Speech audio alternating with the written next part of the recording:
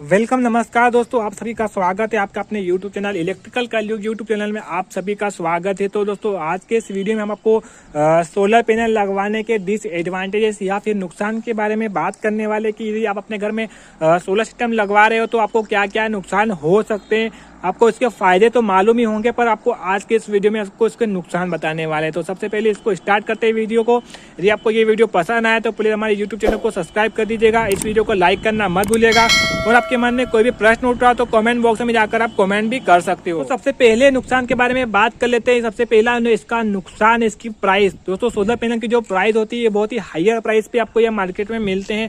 एक solar system लगवाने के लिए मान लीजिए आप 1 किलोवाट का सोलर सिस्टम लगवा रहे हो तो इसमें आपको यहाँ पर पैनल खरीदना पड़ेगा, इसका स्ट्रक्चर खरीदना पड़ेगा, फिर इसकी इंस्टॉलिंग। तो इंस्टॉलिंग के लिए आपको यहाँ पर इसके वायर खरीदने पड़ेंगे, वायर के साथ साथ बैटरी और इन्वर्टर। इसके लिए इन सभी के लिए आपको यहाँ पर मतलब यहाँ पर 35,000 रुपये से लगाकर 50,000 रुपये आपके खर्च हो सकते हैं। ये डिपेंड करता है इनकी यहाँ पर कंपनी के ऊपर, इनकी क्वालिटी के ऊपर और कौन से एरिया में आप रहते हो और कौन से एरिया में आप सोलर सिस्टम लगवा रहे हो उस एरिया के हिसाब से इसकी यहाँ पर बजट तय होता है, इसकी प्राइस तय होती है। तो इसकी प्राइस बहुत ज़्यादा होती है आजकल। पर जो आपकी सरकार होती है, जो गवर्नमेंट होती है, वो अलग अलग एरिया में यहाँ पर अलग अलग योजनाएं चलाती है सोलर पैनल लगवाने के ऊपर। तो इसके ऊपर आपको सब्सिडी भी मिल सकती है, तो इसके ऊपर ये एक फ़ायदा होता है। पर आप खुद ही सोलर सिस्टम लगवा रहे हो तो इसकी प्राइस बहुत ज़्यादा होती है, ये इसका डिसएडवांटेजेस एक पहला हो सकता है। अब आते हैं इसके ऊपर दूसरे डिसएडवांटेजेस की और इसकी पावर जनरेशन। तो आपको पता होगा कि दोस्तों पावर जनरेशन जब तक ये करेगा, जब तक इसके ऊपर धूप गिरेगी तब तक ये पावर को जनरेट करेगा। उसके बाद जैसे कि धूप गिरना बंद हो जाएगी ये पावर जनरेट नहीं करेगा। तो आपको पता ही होगा कि दोस्तों ये रात में, मतलब जो सोलर पैनल होते हैं ये रात में पावर जनरेट नहीं करते हैं, सिर्फ दिन में करते हैं। तो दिन में आपको यहाँ पर पावर जनरेशन होगा तो आपको इस पावर को यहाँ पर स्टोर करना पड़ेगा, आपकी बैटरी में स्टोर करिए। तो स्टोरेज के बाद यहाँ पर आप रात में इसका यूज़ कर सकते हो।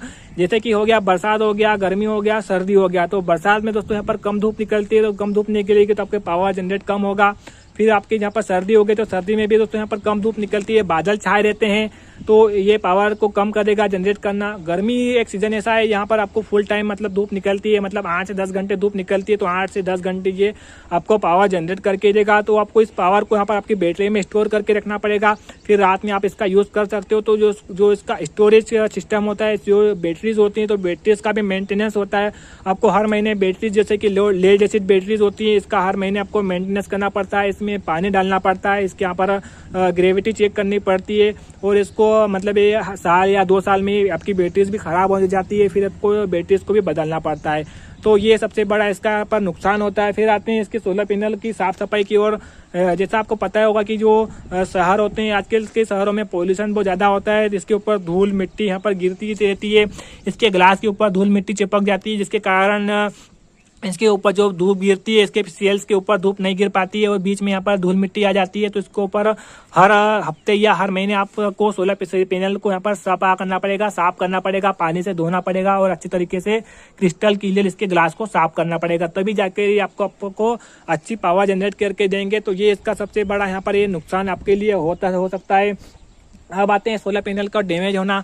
जैसा कि बरसात हो गया या गर्मी हो गया, सर्दी हो गया, किसी भी टाइम यहाँ पर बरसात होती है या फिर ओले भी गिर सकते हैं, हवा आंधी चल सकती है। तो हवा आंधी में आपका सोलर पैनल उड़ के यहाँ पर ये डैमेज हो गया या फिर ओले गिर गए, तो ओले के कारण क्या होता है, इसका ग्लास फूट गया, इसके सेल्स यहाँ पर तबाह हो गए या डैमेज हो गए, तब भी आपको सोलर पैनल को बदलना पड़ेगा और आपको यहाँ पर नया सोलर सिस्टम लाना पड़ेगा और आपको यहाँ पर एक्स्ट्रा यहाँ पर प्राइस जुड़ जाएगी सोलर सिस्टम के लिए या खर्च हो जाएगा। तो इसका यहाँ पर सबसे बड़ा ड्रॉबैक है। और वारंटी भी क्लेम करना, मतलब वारंटी भी जो आपकी इसकी वारंटी होती है सोलर पैनल की, वारंटी भी आपको यहाँ पर क्लेम करने को नहीं मिलेगी, क्योंकि जो इसकी यहाँ पर बॉडी यहाँ पर डैमेज हो गई है।